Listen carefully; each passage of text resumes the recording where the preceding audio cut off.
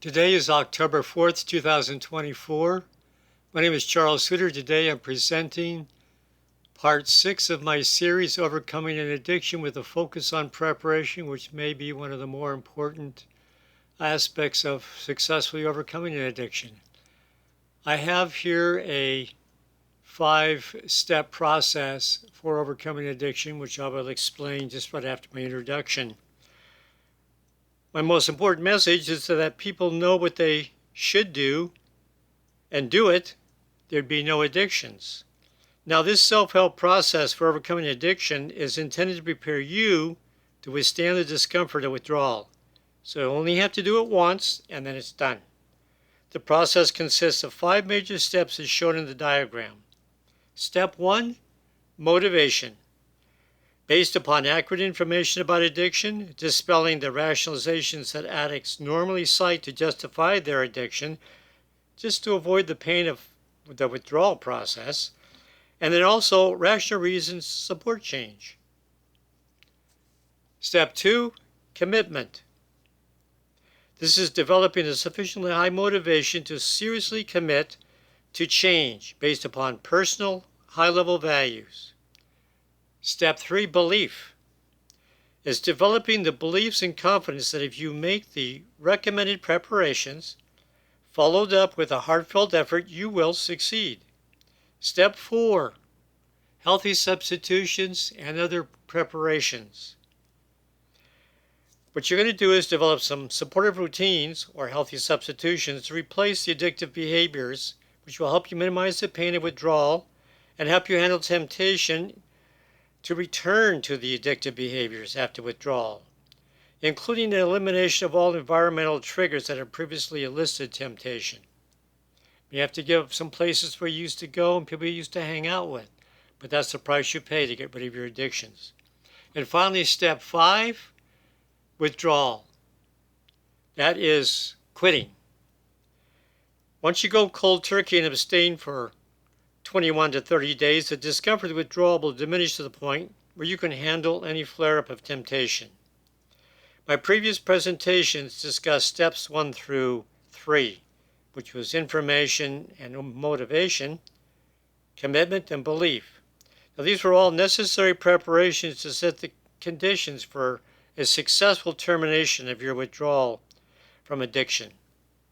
This presentation today focuses on additional preparations and substitutions you will need to handle the discomfort during the withdrawal process.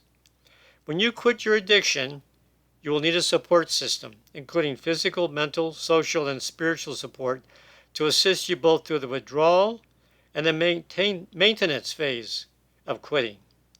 The preparations and substitutional behaviors will further enhance your confidence that you can do what needs to be done to become free of your addiction. Now let's talk about these preparations.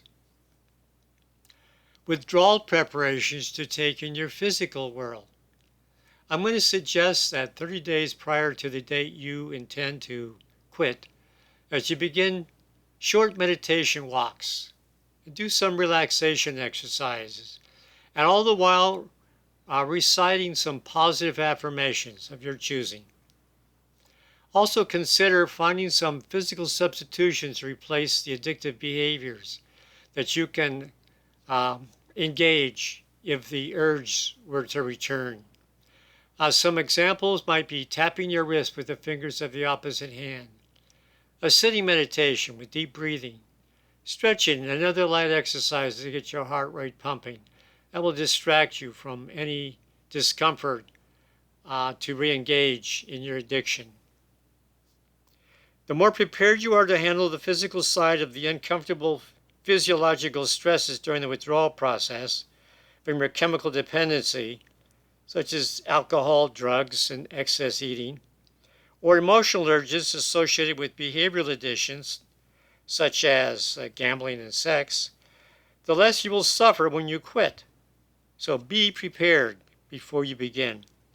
Don't underestimate the temptations that will arise when you quit and the control your powerful chemical urges have over your mind and body. The best way to prepare for the discomfort of withdrawal is to build your mental physical and spiritual strength before you start, aided by healthy behavioral replacements. If your confidence to succeed is not sufficiently high before you start, then you probably never will.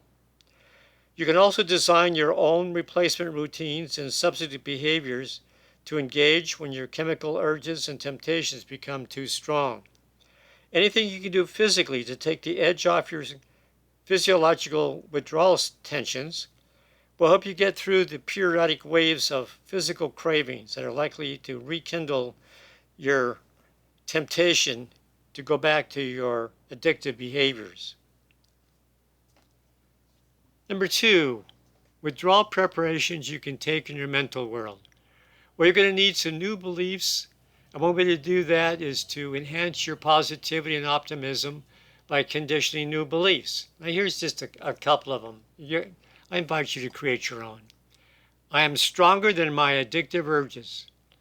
If I want to become free of my addictions, I must choose to quit. I believe I can succeed because I intend to honor my values. And then consider applying your imagination to envision your future life where you're free of your addictions. So besides physical readiness to tolerate the discomfort of withdrawal, your chemical dependency will attack your willpower to resist with an overwhelming physical and mental urge to indulge in your cravings.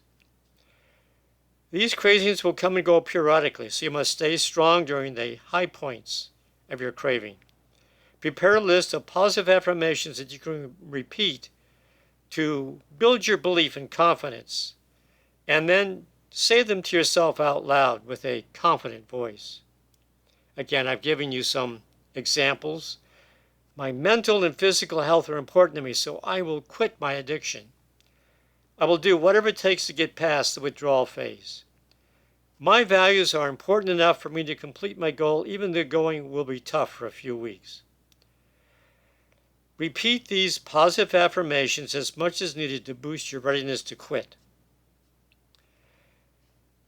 Let's talk about your preparations in your spiritual world.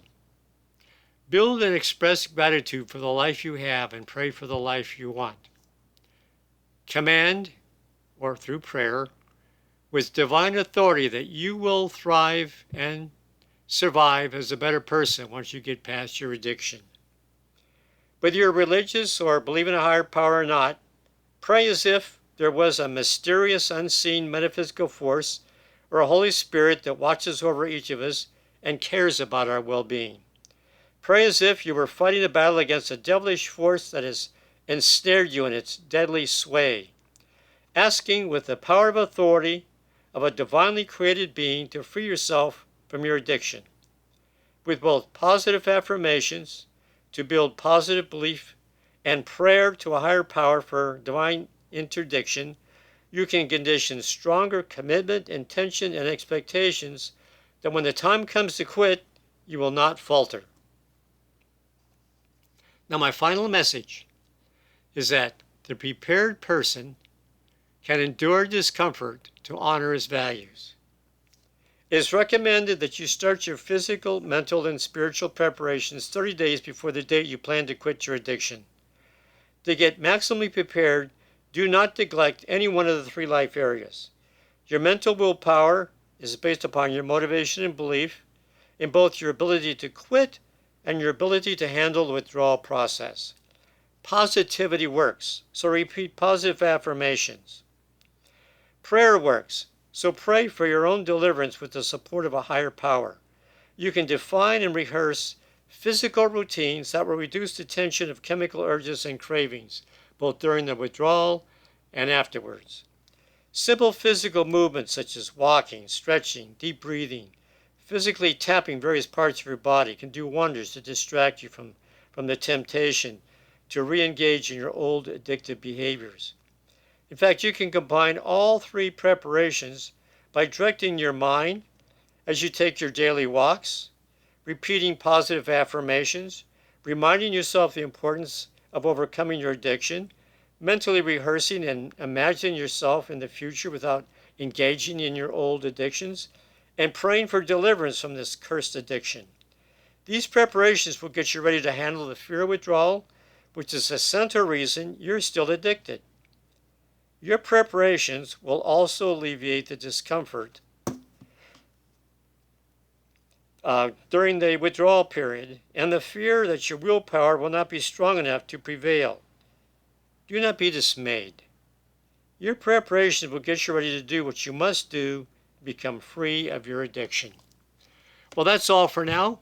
Remember to stay positive. You'll be happier, healthier, and live longer. And stay tuned for the next presentation on going through the withdrawal process.